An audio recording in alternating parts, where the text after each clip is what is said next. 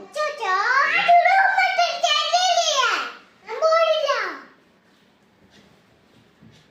இவன் போடுறா. வாங்க டாக்டர், எனக்கு தான் பல்வலி.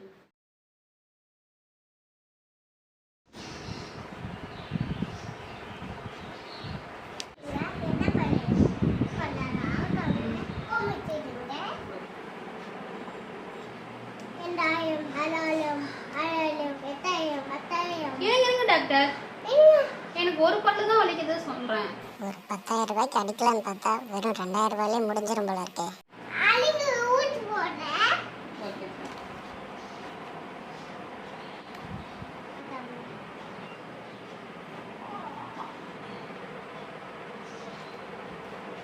இந்த பல்ல பெரிய